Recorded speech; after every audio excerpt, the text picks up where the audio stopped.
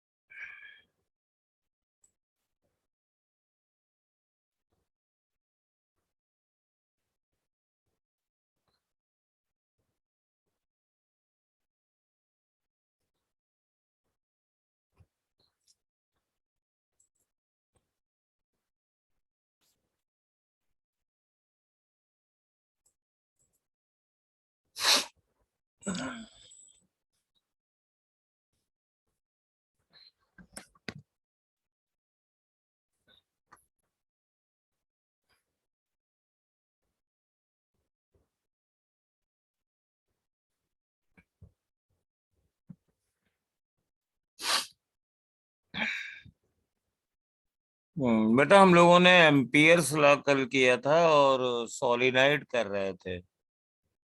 तो सॉलिनाइड का एक रिजल्ट ये आया था कि अगर ये सॉलिनाइड है, सपोज इट इज ए सॉलिनाइड, और इसमें करंट इस तरीके से फ्लो कर रही है। इसका मतलब हमने कल बता दिया था, इसके ऊपर जो वायरिंग है उससे करंट ऊपर वाले पोर्शन से अंदर जा रही है और इधर वाले पोर्शन से बाहर जा रही है। सपोज इसकी लेंथ L है। Number of turns per unit length,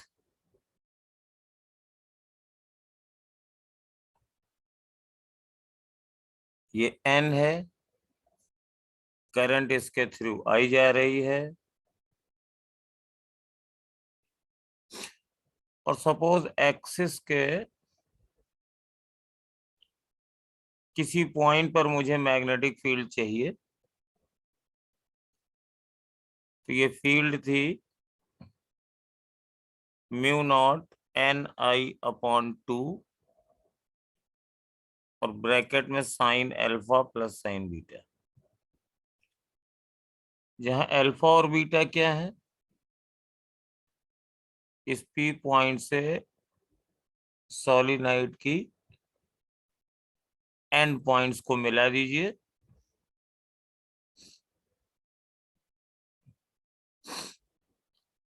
इधर वाला एंगल अल्फा है, किसी को मान लीजिए अल्फा बीटा। तो sine alpha is equal to, suppose ये लेंथ्स हमने ए और बी मानी थी, तो sine alpha is equal to R upon, this is the radius of solenoid, sin alpha is equal to, sorry,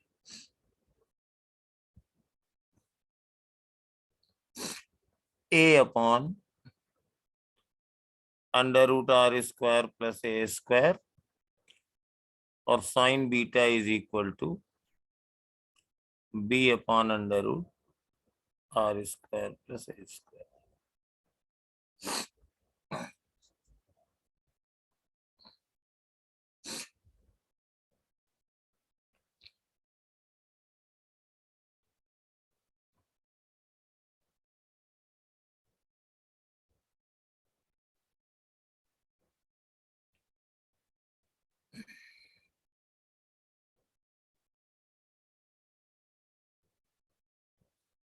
अब इसमें ये जो फील्ड आई है कैसे आएगी, किस डायरेक्शन में आएगी फील्ड, वो भी देख लीजिए।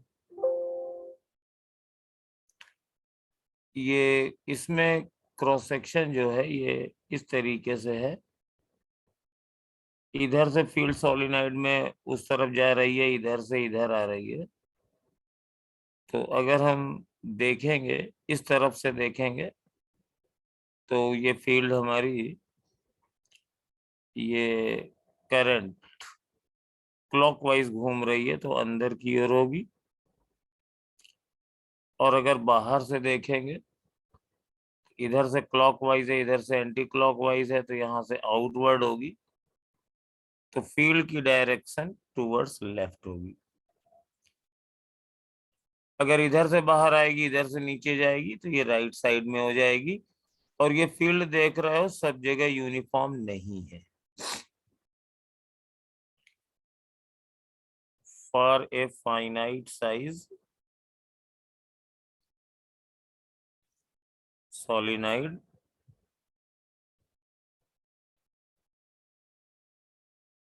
field is not uniform.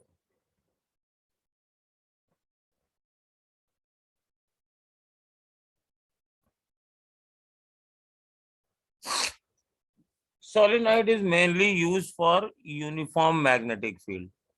तो इसके लिए हम लोग क्या करते हैं, लॉन्ग सोलिनॉइड लेते हैं।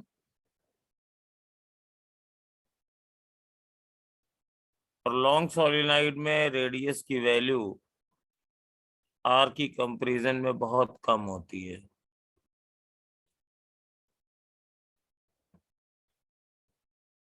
Are is very very less than L. तो इसका एडवांटेज ये मिलेगा कि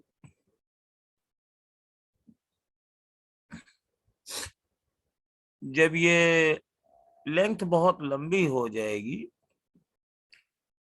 तो उस केस में ये जो सोलिनॉइड की विड्थ है, दिस विल बिकम्स नैरो। और ये almost most of the point uniform हो जाएगी। अब हम मैथमेटिकली हम इसको डिराइव करने नहीं जाएंगे। तो आप समझ लीजिए कि अगर लॉन्ग सोलिनॉइड है, जो इनफाइनाइट साइज की सोलिनॉइड हम लोग कंसीडर करते हैं, तो इसकी सभी जगहों पर magnetic field mu not N I होती है एवरीवेयर। बट इसमें भी एक प्रॉब्लम है, everywhere in between. Everywhere in between. तो इसका डिस्क्रिप्शन बुक्स में ऐसे दिया जाता है कि जैसे ये लॉन्ग सोलिनॉइड है, तो magnetic field is zero outside the solenoid.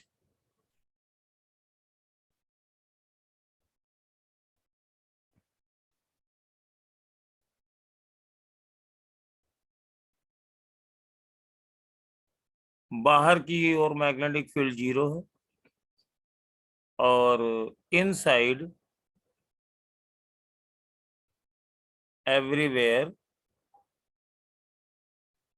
Mu naught N I, और एक्सेप्ट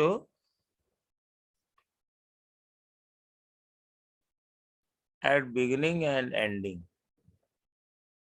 बिगिनिंग और एंडिंग का भी बता दें क्या फंडामेंटल है। सपोज ये लॉन्ग ही है, तो अगर ये लॉन्ग सोलिनॉइड है तो आप किसी भी जगह पॉइंट लीजिए, ये मैंने लॉन्ग सोलिनॉइड में कर सकते हैं।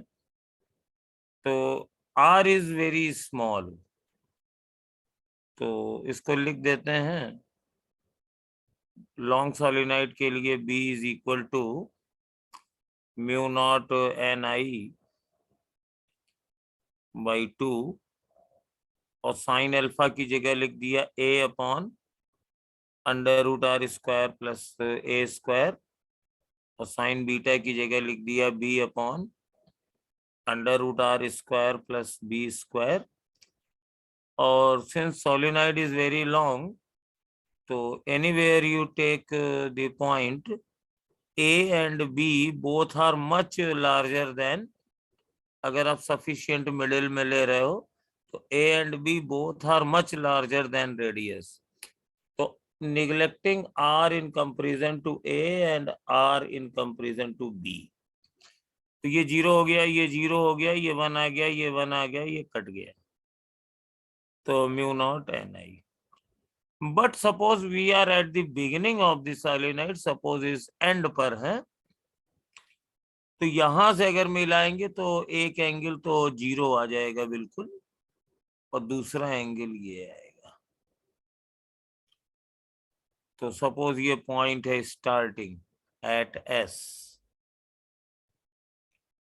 b is equal to mu not N I by 2 और sine 0, and since this is very long, this is sin 90, तो ये value mu naught N I by 2 आएगी। तो लॉन्ग सोलिनॉइड के भी एंड पर मैग्नेटिक फील्ड बीच वाली मैग्नेटिक फील्ड की आधी होती है, mu naught N I by 2। और इस पे बहुत बार क्वेश्चन पूछे गए हैं ऑब्जेक्टिव में, कभी फील्ड पूछते हैं, कभी ये पूछ देते हैं कि एंड पे क्या होगी, तो यू कैन डू दैट। तो ये सोलिनॉइड की कहानी थी। और सोलिनॉइड का एक और पार्ट होता है जिसको टोरॉइड कहते हैं। तो पहले सोलिनॉइड का फॉर्मूला हम लोग एम्पियर्स लॉ से निकालते हैं। Solenoid field of B of long solenoid by Ampere's law.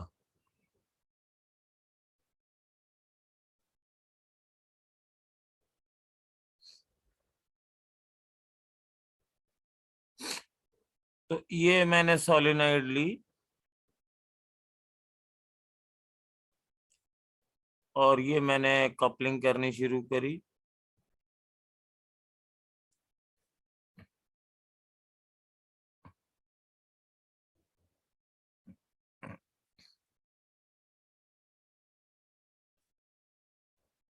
And you take, suppose यहाँ फील्ड चाहिए, यू कंसीडर ए लूप। ये लूप मैंने कंसीडर किया ए बी सी डी और suppose this is the length L और ये भी कुछ लेंथ मान सकते हैं, सपोज ये लेंथ आर आर है। अब देखिए मैग्नेटिक फील्ड का क्या कहानी है, सोलिनॉइड के बाहर मैग्नेटिक फील्ड 0 है और अंदर एवरीवेयर म्यू नॉट एन आई है। तो यही तो हमें निकालनी है, तो हम इसको बी मान लेते हैं, मैग्नेटिक फील्ड सब जगह यूनिफॉर्म है। तो अब आप एम्पियर लॉ में सर्कुलेट करिए, ऐसे चलेंगे तो फॉर्मूला होता है integral B dot D L is equal to mu not sigma I inside, और इसके लूप के 4 पोर्शन कर दीजिए ए बी। तो ए से B, B dot D L plus B से C, B dot D L और प्लस सी से D, B dot D L और प्लस डी से A, B dot D L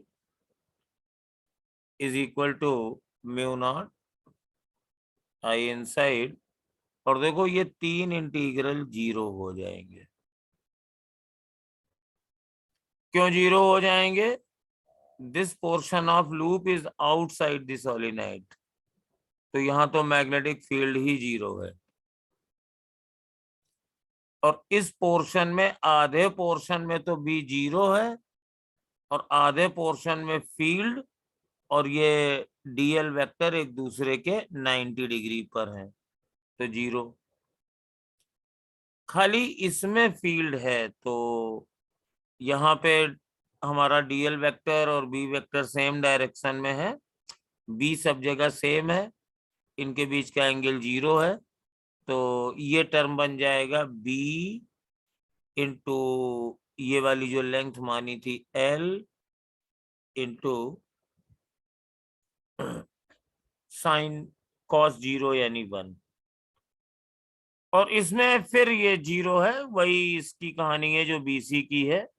आधे पोर्शन में डीएल वेक्टर और बी वेक्टर परपेंडिकुलर है, आधे में बी है ही नहीं, तो that is equal to mu not. और इन साइड आई तो देखो खाली ये करंट इसको क्रॉस कर रही है, लंबाई इसकी एल है और नंबर ऑफ टर्न्स एन है, तो आई करंट यहां से एन बार निकलेगी, तो ये एन आई हो गई।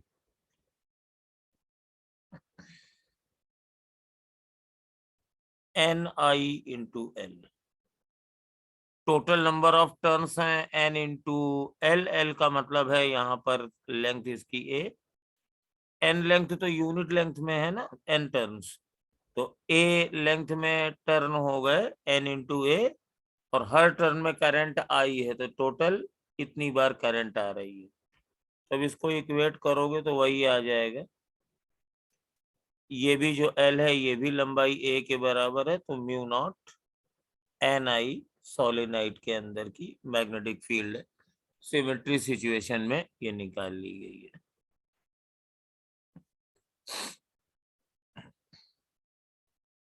चलिए एक और होती है जिसको टोरॉइड बोलते हैं। तो सोलिनाइड चाहे जितनी लंबी ले लो, एंड में फ्लक्चुएशंस होते हैं, तो उससे बचने के लिए एक ये सिलेंड्रिकल ट्यूब ली गई, थोड़ा सा इसको बड़ा बनाएंगे तो इसको हम हटा दे रहे हैं, थोड़ा सा बड़ा बनाएंगे इसे।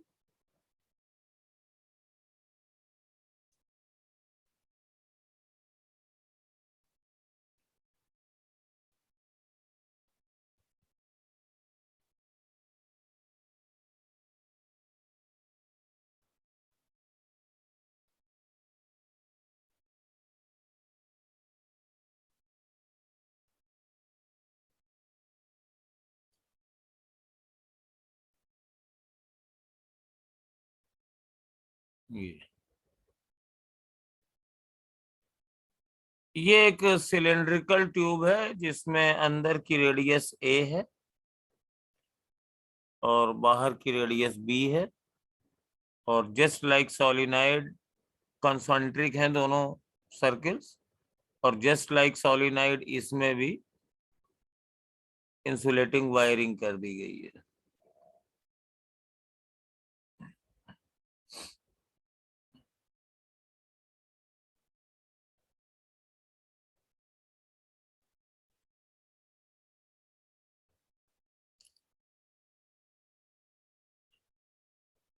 अब देखो यहाँ टेक्निकल पॉइंट्स हैं, हम number of turns per unit length ले लेते हैं, तो लेंथ वाली में तो कोई दिक्कत नहीं थी, लेकिन बाहर वाले सर्किल की सरकमफ्रेंस ज्यादा है और अंदर वाले की कम है, लेकिन जब हम इसकी टर्निंग करेंगे तो नंबर ऑफ टर्निंग्स दोनों में सेम ही आएंगी, तो यहाँ पे instead of number of turns per unit length मानने के लिए let total number of turns is equal to N मान लेते हैं। तो जो number of turns per unit length के लिए बाहर वाली साइड है, for outer, this will be N upon 2 pi B होगा, और फॉर इनर सरफेस ये एन अपॉन 2 पाई ए होगा। ये टोरॉइड में ये number of turns smaller circle में ज्यादा पैक्ड होते हैं, तो हम इसको थोड़ा सा ज्यादा कंजेस्टेड भी बना रहे हैं।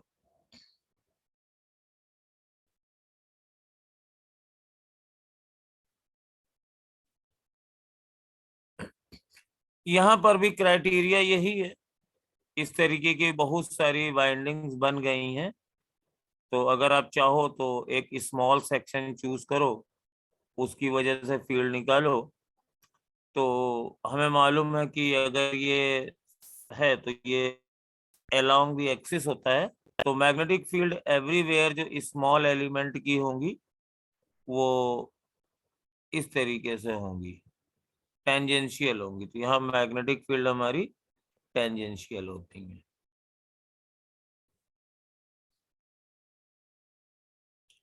इस तरीके से।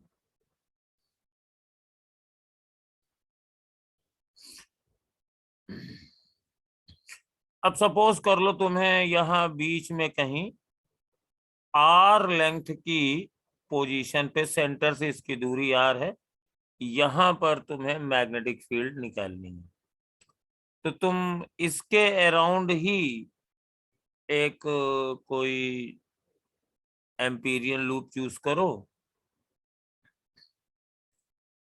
तो एम्पीरियन लूप चूज करेंगे तो ये इस टाइप का लूप चूज कर लेंगे, ऐसे।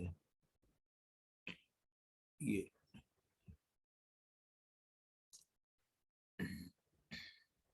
तो ये दोनों में नहीं चूज करेंगे, ऊपर से चूज करेंगे, ऐसे। दोनों से चूज करेंगे तो मेरी टेक्निक फेल हो जाएगी, क्योंकि इन दैट सिचुएशन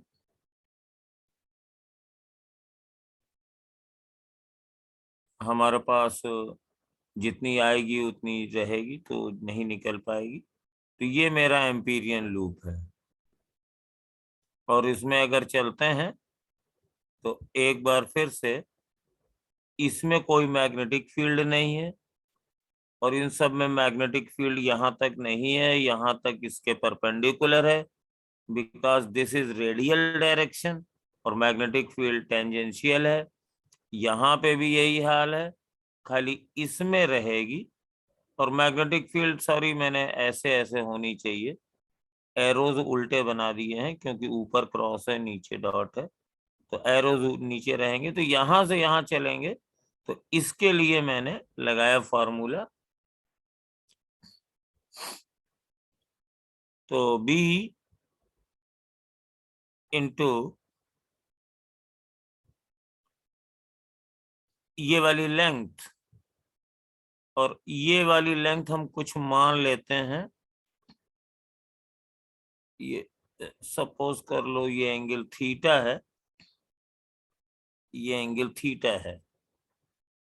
तो थीटा इज इक्वल टू, ये लेंथ हमारे पास हो जाएगी this r into theta, and that is equal to mu not.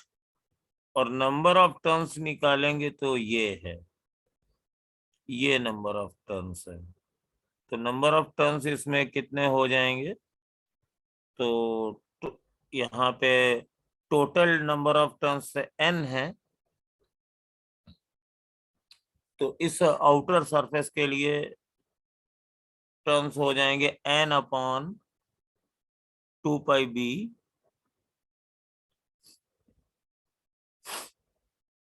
बाहर के लिए पैक डेंसिटी यही है, और इनटू ये वाली length, that is b into theta. ये वाली रेडियस b है और ये एंगल थीटा है, और इतने टर्न्स हैं तो इतने टाइम्स करंट आएगी। अब आप देखेंगे थीटा से थीटा कट जाएगा, इधर b से b कट जाएगा। तो b बराबर आ रहा है mu naught N I by 2πr।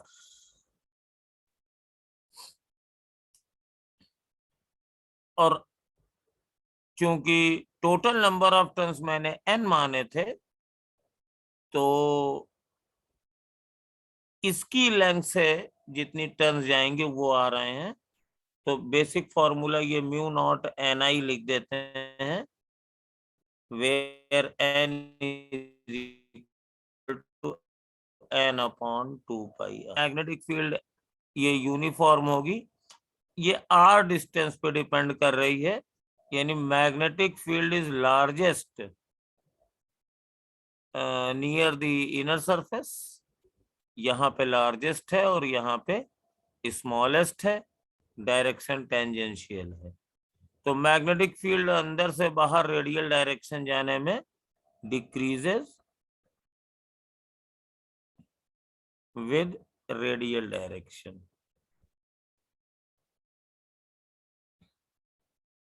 Decreases with radial direction.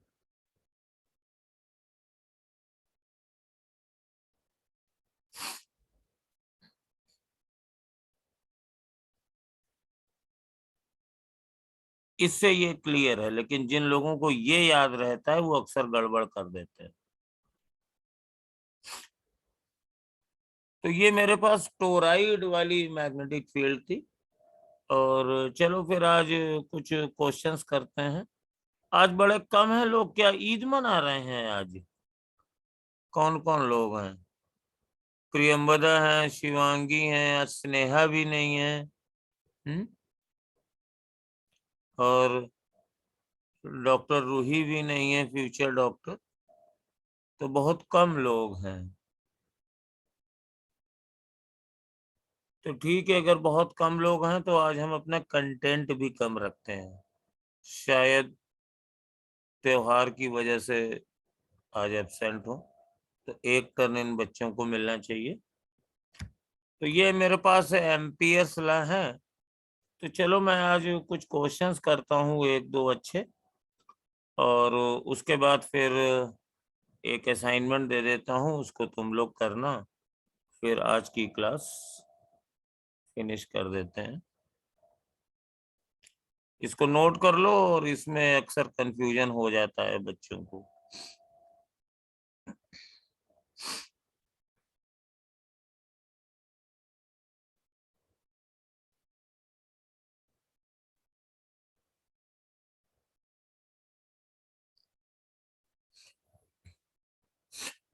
तो हम लोग क्या करते हैं कि एक एम्पियर्स लॉ मैंने पढ़ लिया है, तो एम्पियर्स लॉ का एक क्वेश्चन करते हैं।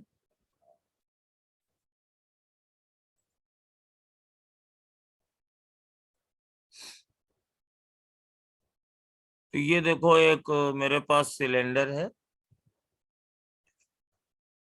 और इस सिलेंडर को यही हम फिरोजी ग्रीन कलर से कलर कर देते हैं।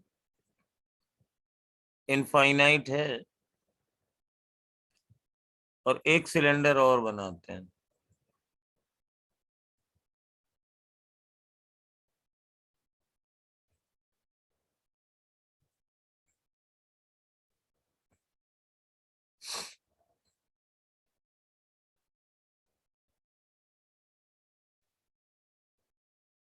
और इसको ऐसे रख देते हैं। कोई एक्चुअली ये बहुत अच्छी फिगर नहीं बनी है। इसको अगर हम अपने हाथ से बनाए तो ऐसे बना सकते हैं।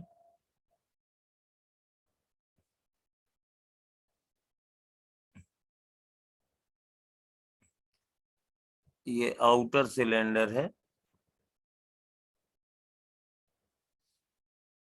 और ये इनर सिलेंडर है, ऐसे।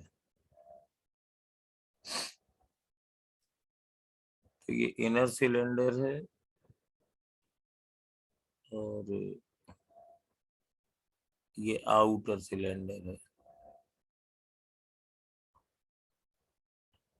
एक्सिस दोनों की कॉमन है।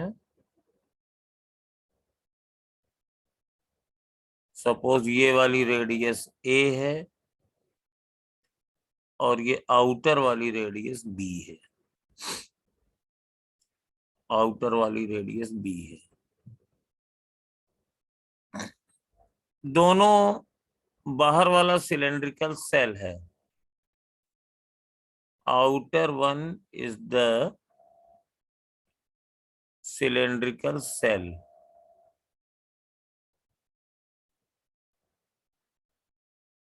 while अंदर वाला ये सॉलिड सिलेंडर है। अंदर वाला ये सॉलिड सिलेंडर। इनर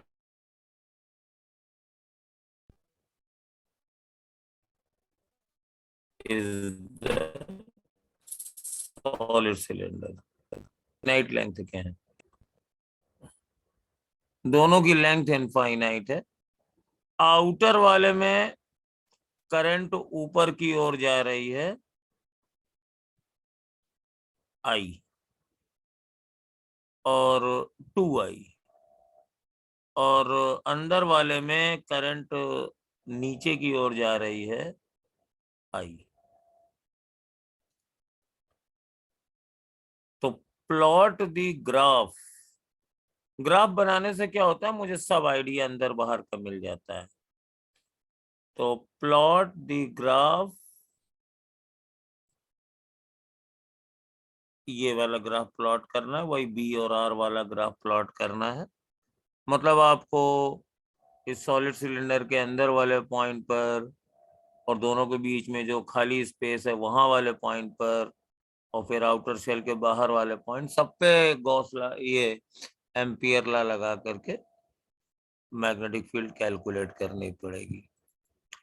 तो इसको आप कैलकुलेट करिए जरा।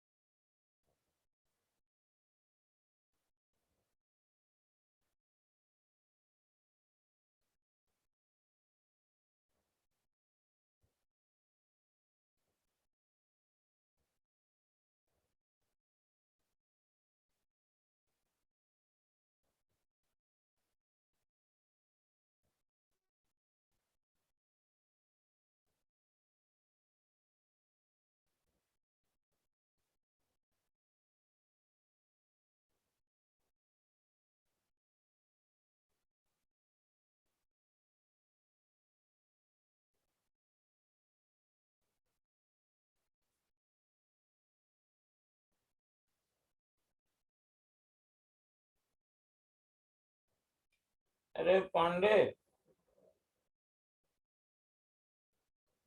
प्रफुल्ल,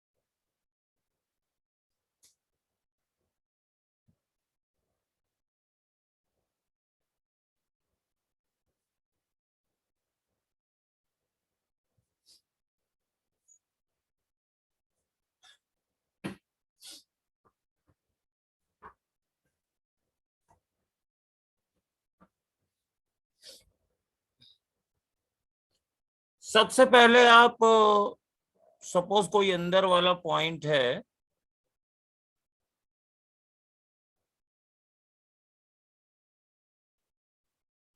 सर कांस्टेंट जाके कम हो।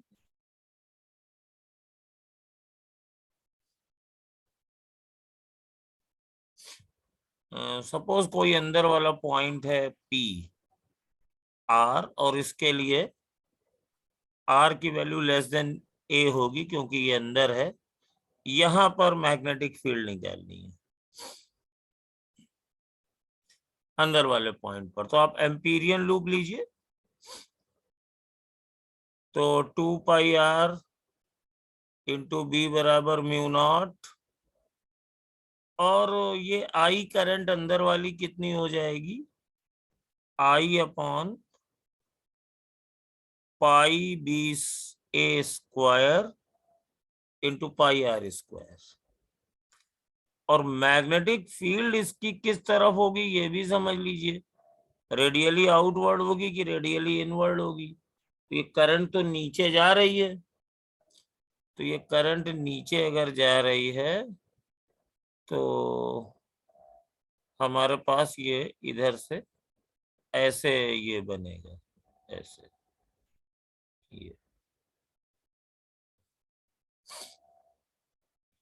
ये लूप बनेगा। तो रेडियल डायरेक्शन में नहीं होगी, इस डायरेक्शन में होगी, नीचे जा रही है। अच्छा ये ऊपर जाती तो हमारे पास ये लाइंस ऑफ फोर्सेस ऐसे बनती, ठीक है ना। तो ये फील्ड आएगी तो पाई से एक पाई कट जाएगा और ये एक आर भी कट जाएगा।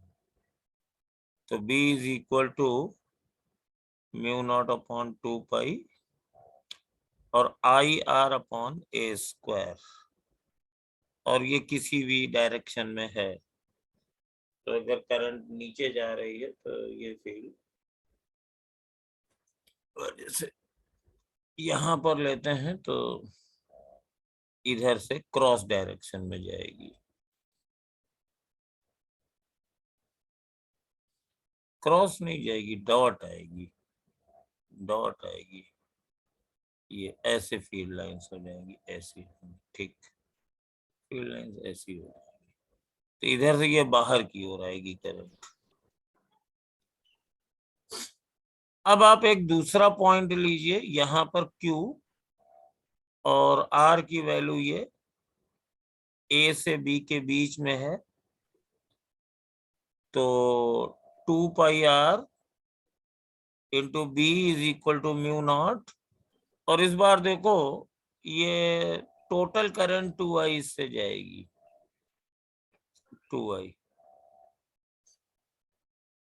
नहीं, आई जाएगी, आई आई है, आई जाएगी, इनसाइड करंट पूरी इसके अंदर आ गई। तो B बराबर mu not upon 2π I by R. और अगर R की वैल्यू B से ज्यादा लेंगे तो 2πr into B equal to mu not, और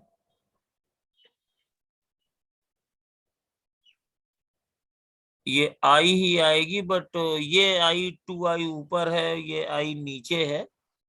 तो इस सिचुएशन में ये हमारे पास फील्ड की डायरेक्शन उल्टी हो जाएगी, ये उल्टी के हिसाब से, मतलब ऊपर वाली करंट के हिसाब से जाएगी। तो यहाँ पर फील्ड इसकी वजह से इनवर्ड होगी, जबकि अभी तक फील्ड आउटवर्ड हो रही थी। तो B बराबर आ गया mu not upon 2π I by R. और ये ग्राफ बड़ा इंटरेस्टिंग हो जाएगा।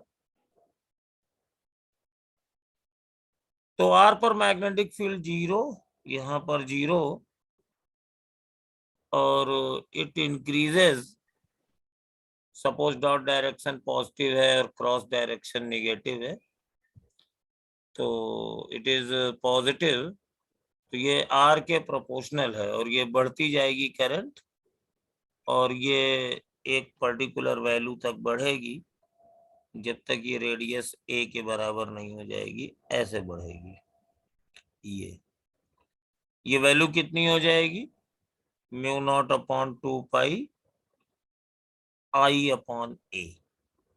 यहाँ पर मैंने आर की जगह ए लिख दिया। और उसके बाद अब ये मैग्नेटिक फील्ड डिक्रीज होनी शुरू हो जाएगी, रहेगी आउटवर्ड ही, क्योंकि करंट आउटवर्ड ही ये इन नीचे की ओर ही है, और ये I बाई आर, और ये हाइपरबोलिक फंक्शन में डिक्रीज करेगी, और ये मिनिमम हो जाएगी यहाँ पर जब ये B आ जाएगा। तो यहाँ पे ये करंट ऐसे हो जाएगी। तो इसको हम ऐसा करते हैं, थोड़ा सा बड़ा कर देते हैं, बड़ा कर देते हैं तो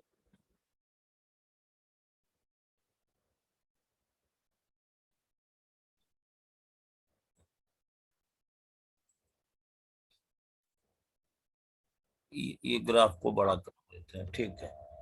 तो अब ये यहाँ पर हमारे पास फील्ड घटेगी और ऐसे घटेगी, लेकिन जब इसके बाद जाएंगे तो फील्ड की वैल्यू तो उतनी ही थी, लेकिन डायरेक्शन बदल गई है। तो जितनी फील्ड ऊपर थी उतनी ही नीचे हो जाएगी, तो फिर फील्ड इस तरीके से जाएगी, ठीक है। तो ये आर एक्सिस है और ये बी एक्सिस। तो ग्राफ इज वेरी इंटरेस्टिंग। तो सर इस ग्राफ को नीचे मतलब कि छोटे वाले सिलेंडर में जो है वो तो करंट नीचे की तरफ है ना, इसीलिए तो उसकी फील्ड जो थी एक डायरेक्शन में थी, और आउटर के बाद जो होगी वो करंट फील्ड की डायरेक्शन। नहीं तो जो 2i में है तो उसकी तो करंट ऊपर की ओर, मैग्नेटिक फील्ड एंटी क्लॉकवाइज है उसमें। तो दोनों का सुपरपोजिशन ले लिया है ना। हम जैसे हम बना रहे थे, हम तो ये जो आप पहला ग्राफ इसका पहले वाले पोर्शन बनाया इसे नीचे कर दिया था। ये हमने बनाया है ना इसमें, तो यहाँ से यहाँ तक जैसे ये वायर जा रहा है, सपोज ये वायर जा रहा है, तो अगर करंट ऊपर होती तो यहाँ पे फील्ड क्रॉस होती है अंदर, लेकिन ये नीचे है तो ये डॉट हो जाएगी। डॉट वाली मैंने पॉजिटिव मानी है, तो ये बढ़ती गई घटती गई डॉट वाली। लेकिन जब यहाँ से यहाँ तक इसका कोई रोल ही नहीं रहा, क्योंकि ये आउटसाइड दी पीरियड लूप बन रही है। लेकिन जब बाहर आएंगे तो ये ऊपर वाली ज्यादा हो गई, ये 2 आई है, तो इसको उसने डोमिनेट कर दिया, तो करंट आई बाई आर हुई, लेकिन ये अब क्रॉस डायरेक्शन में होगी, इसलिए नहीं वो डॉट जो आपने डॉट पॉजिटिव लिया बस यही जानना चाहते थे, बस और कुछ नहीं। पॉजिटिव समझ गए ना क्यों लिया? यस समझ गए।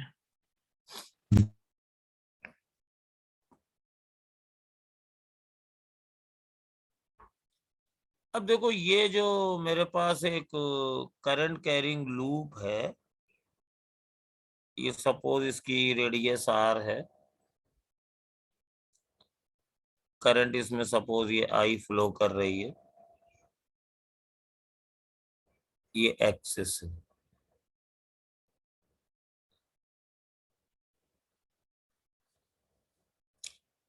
तो अगर हम इसकी magnetic field lines of force देखें तो मुझे मालूम है कि अगर ये करंट ऐसे जा रही है क्लॉकवाइज, तो मैग्नेटिक फील्ड इस साइड होगी, यहाँ पे भी मैग्नेटिक फील्ड इस साइड ही होगी, ठीक है ना। और फॉर्मूला भी मुझे मालूम है, B बराबर mu not upon 4 pi 2 pi NI pi R square upon R square plus X square whole to the power 3/2। तो मतलब मैं इन सब जगहों पर फील्ड निकाल सकता हूँ। अब सपोज मैं ये यहाँ पे फील्ड निकालना चाहता हूँ तो क्या निकल पाएगी?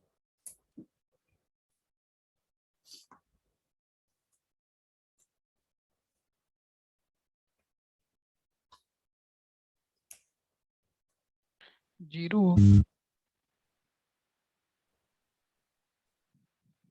मैग्नेटिक फील्ड होगी?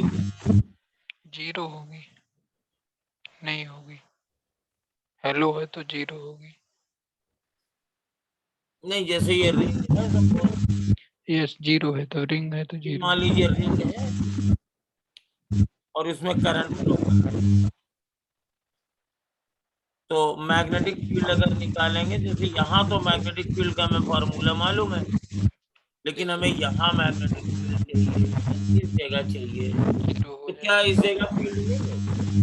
नहीं होगी, जीरो हो जाएगा। मटेरियल नहीं है ना वहाँ, करंट नहीं उसके मतलब कि अंदर। तो जिस जगह मटेरियल नहीं होती है उस जगह फील्ड नहीं होती। नहीं, इस जगह पे दोनों मतलब कि क्या कहते हैं कि कैंसिल हो जाएगी, होगी फील्ड लेकिन कैंसिल हो जाती है यहाँ पे अंदर,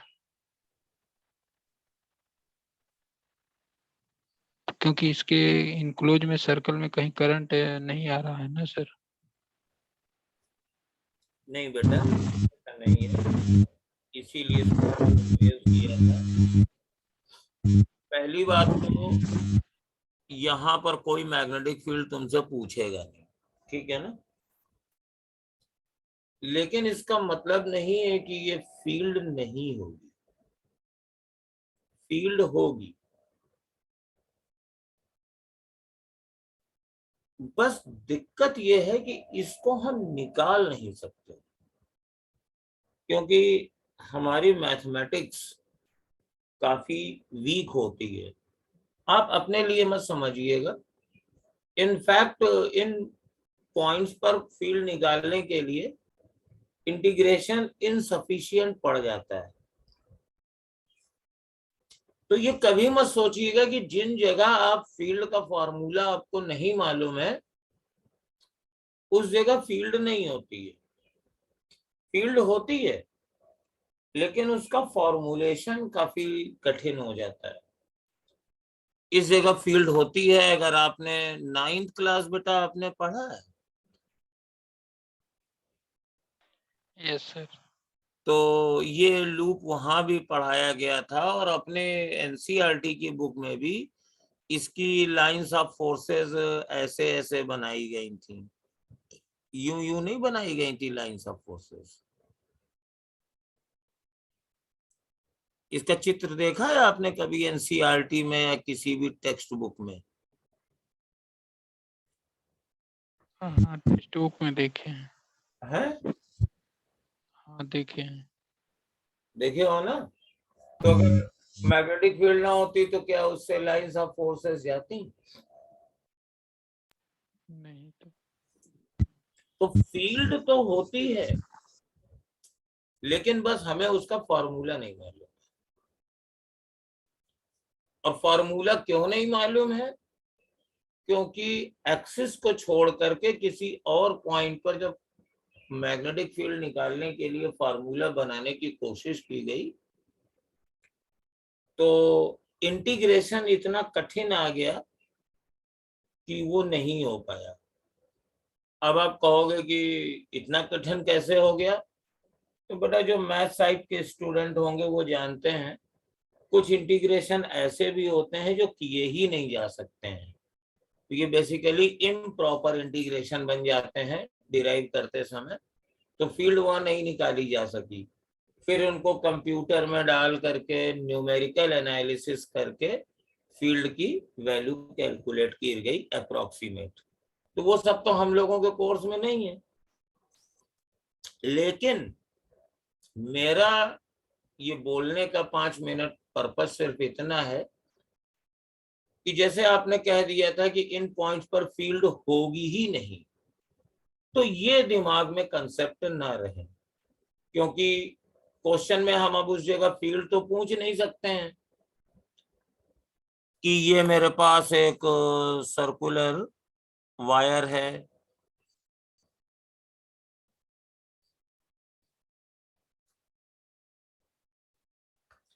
जिसकी रेडियस आर है, करंट आई जा रही है, तो सेंटर पे मैग्नेटिक फील्ड हम पूछ देंगे, आप बता दोगे μ0/4 पाई I/R × 2 पाई। लेकिन हम कह दें कि बेटा जरा यहाँ फील्ड बता दो जो बिल्कुल ठीक बीच में है, सेंटर से R/2 डिस्टेंस पर है, तो यहाँ जीरो नहीं लिखना। क्वेश्चन ऐसे ही आते हैं, जो जैसे मान लो अगर थ्योरी में गए तो ये मान लीजिए मेरे पास सेंटर O है और ये पॉइंट मान लीजिए सरफेस वाला मैंने ए मान लिया, और ये वाला पॉइंट मान लीजिए मैंने पी मान लिया। हमने कहा magnetic field at B is, अब एक ऑप्शन दे दिया 0, एक ऑप्शन दे दिया नॉन जीरो, एक दे दिया नॉन जीरो इनवर्ड, एक दे दिया नॉन जीरो आउटवर्ड। तो मतलब इसमें आपको 0 नहीं टिक करना है, समझ में आया? 0 नहीं होगी। ये बात दूसरी है कि उसका फार्मूला हमें नहीं मालूम है, we are not able to calculate the field at P, but होगी। सेंटर पे मैग्नेटिक फील्ड मैक्सिमम होती है, और जैसे जैसे आप जाएंगे वैसे वैसे ये मैग्नेटिक फील्ड वेरी करती है, और आउटसाइड द सर्किल ऑलमोस्ट 0 या वेरी वीक होती है। तो ये सब चीजें जो हैं वो सिर्फ फॉर्मूले पढ़ने से नहीं आती हैं। जिस जगह एनसीईआरटी में सर्कुलर वायर की वजह से मैग्नेटिक फील्ड दी गई हो, उसके आगे पीछे एक दो लाइनें लिखी रहती हैं, तो उन लाइनों में ये वो प्रॉपर्टी डिस्क्राइब कर देते हैं, तो उससे आपको ये मालूम हो जाएगा।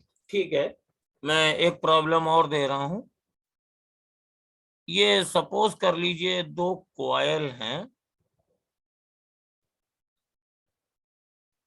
ऐसे, कोएक्सियली रखे गए हैं,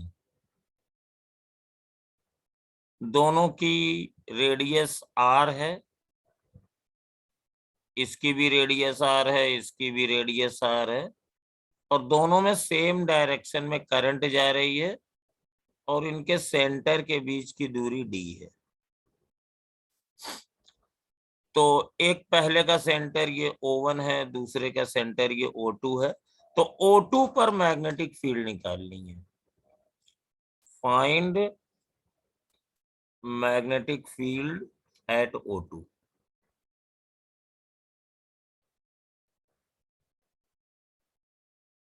इस वाले पॉइंट पर मैग्नेटिक फील्ड निकालिए।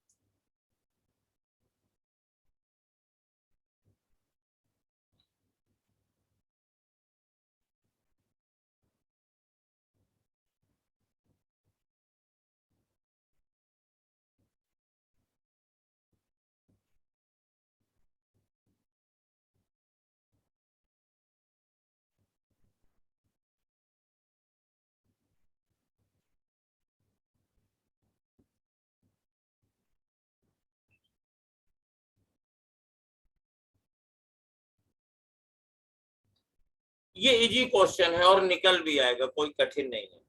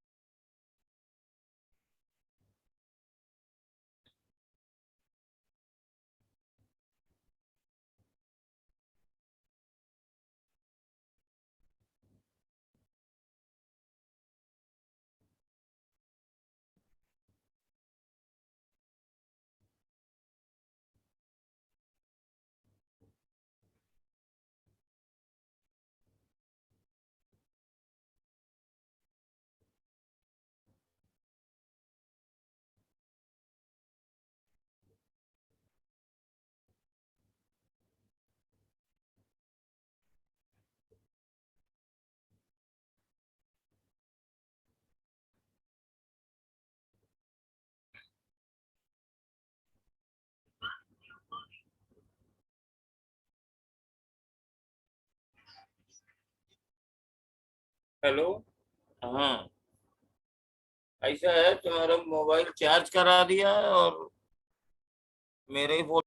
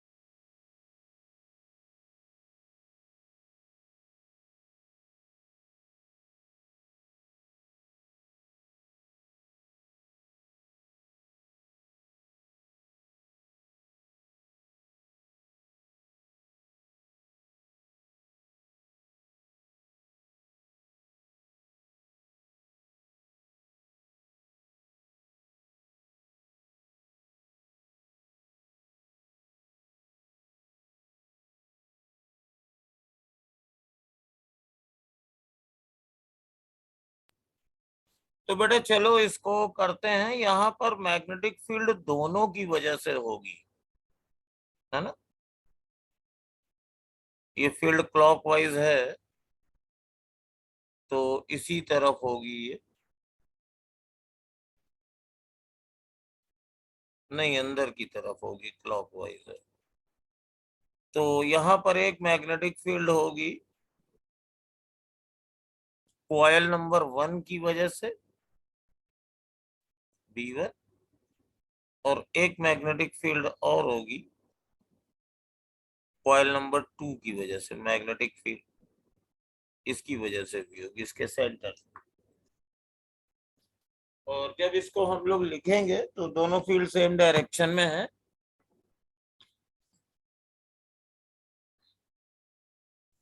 तो B1 की वैल्यू हो जाएगी B1 μ0/4 pi, suppose number of turns हैं कुछ, या नहीं मानते हैं टर्न्स, तो I/R इंटू 2 पाई।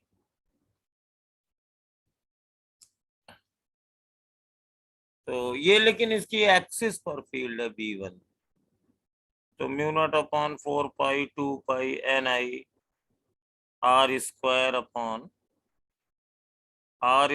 Plus D²।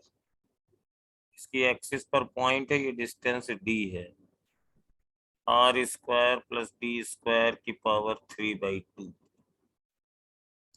और जबकि B2 निकालेंगे तो ये हो जाएगी μ0/4 पाई only I/R into 2 pi.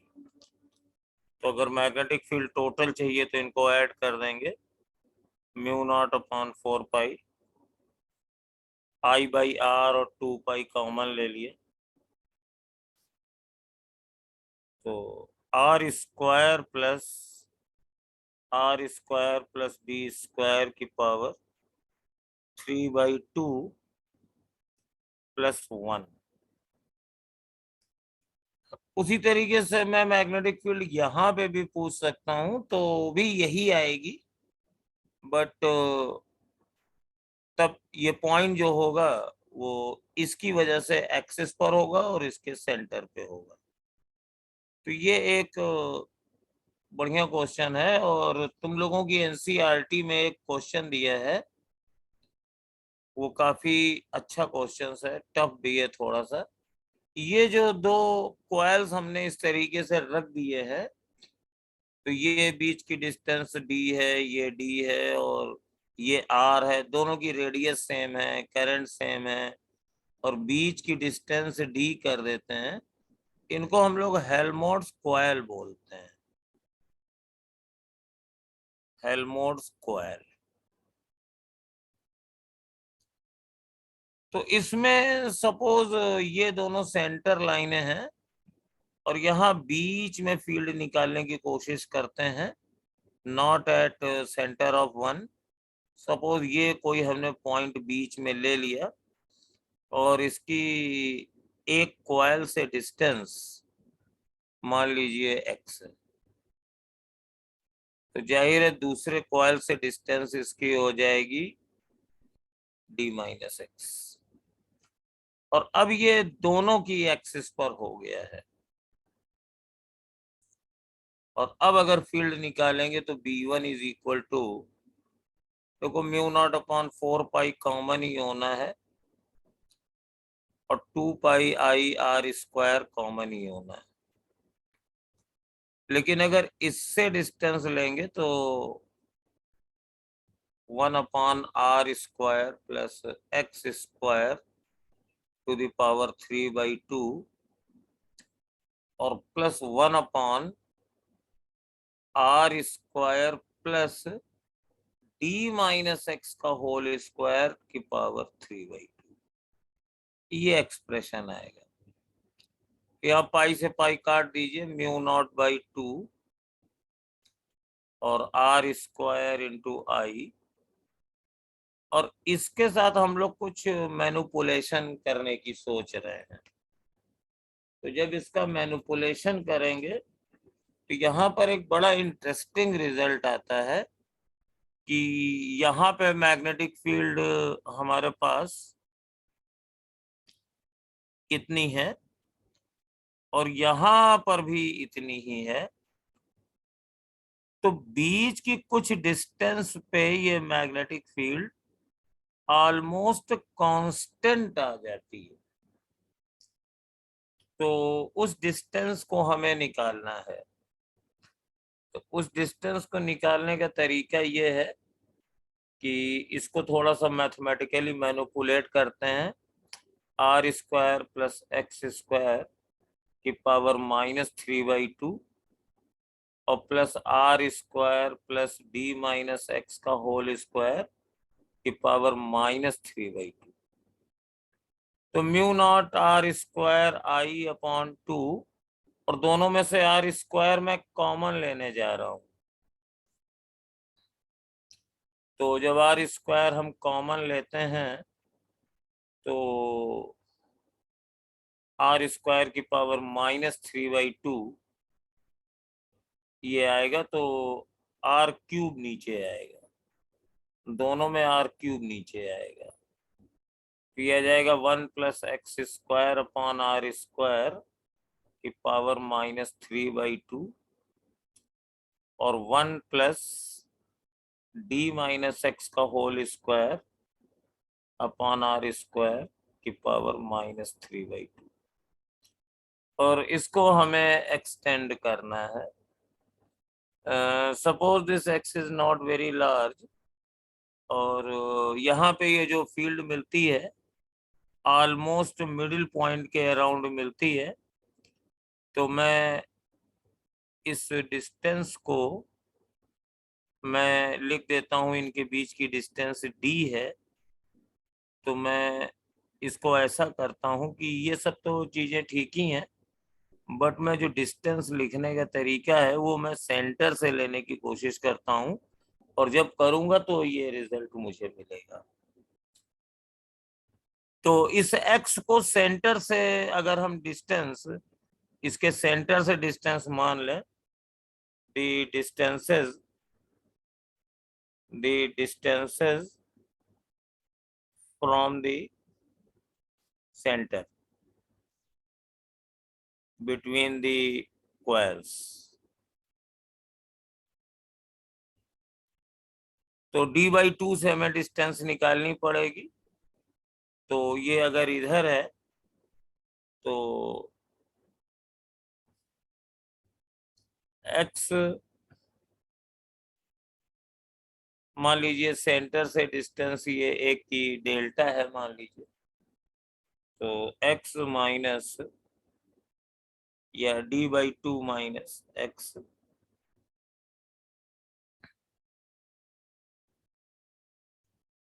d/2 minus x is equal to delta है।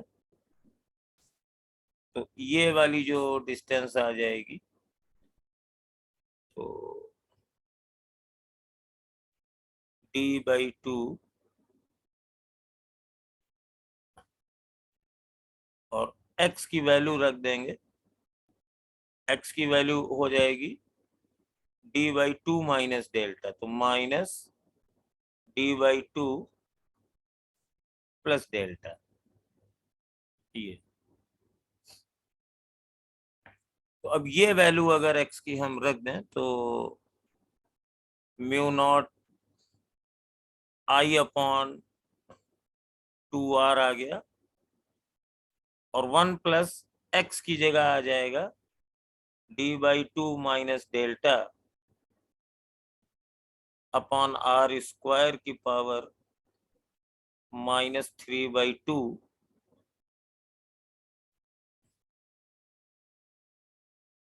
ये।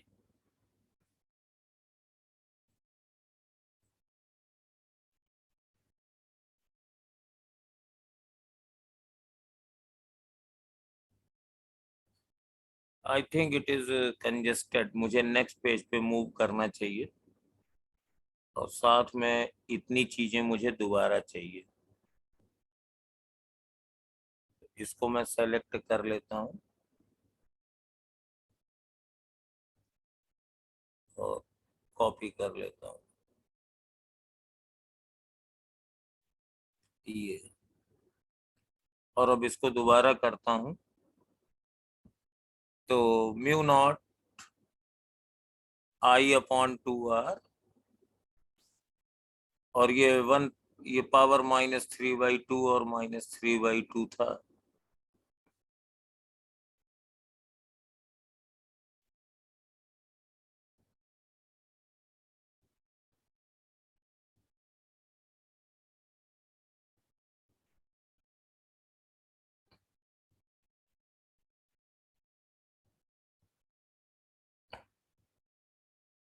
यहाँ पे भी ये प्लस होगा।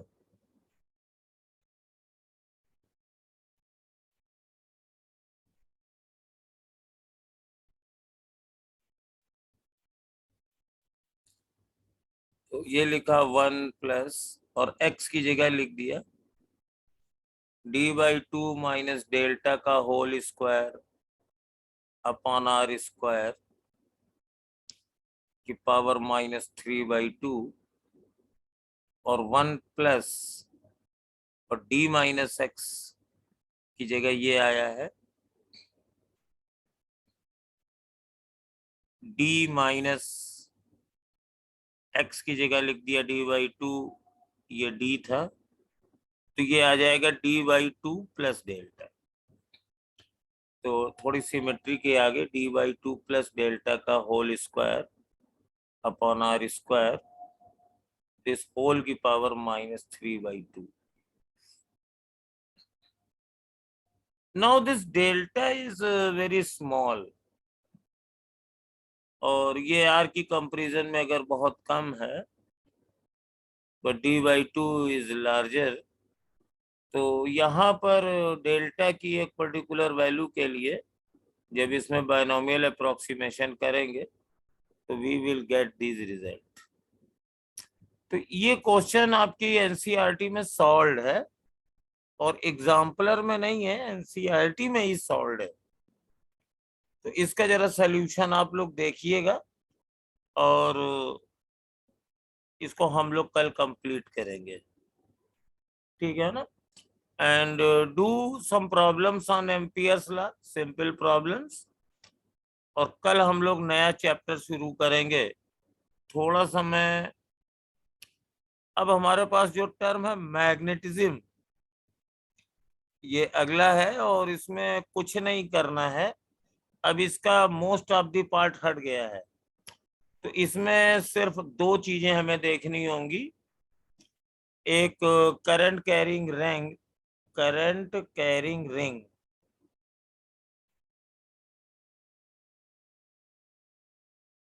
एज ए बार मैग्नेट,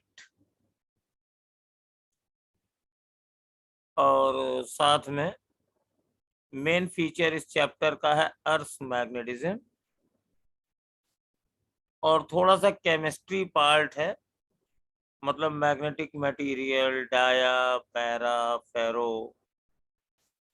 तो इन सब को हम लोग थोड़ा जल्दी जल्दी भी कर सकते हैं, तो एक बार इसको रीड कर लेंगे तो जल्दी हो जाएगा, अदरवाइज ये बहुत ज्यादा टाइम ले लेगा।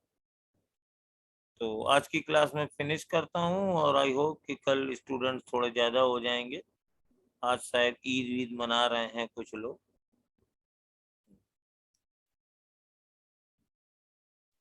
Thank you sir. ठीक है प्रियम, बता तुम्हें ये सब क्लियर है? बता, डाया, पैरा, फेरो। नहीं सर, थोड़ी प्रॉब्लम होती है उसमें। और शिवांगी तुम्हें? हाँ हाँ शिवांगी, जी सब sir. Yes dia, sir. Para, ferro ये सब क्लियर है कि नहीं है? यस सर, इसके थ्योरी और डेफिनेशंस तो आते हैं सारे। हाँ, तो एक बार रीड कर लेना। तो हम what I will do in this portion, इसके जितने क्वेश्चंस बनते हैं वो करा देंगे, थ्योरी ब्रीफ में बता करके, है ना, जिसमें प्रॉब्लम होती है। ओके, तो आज की क्लास फिनिश करते हैं। Thank you.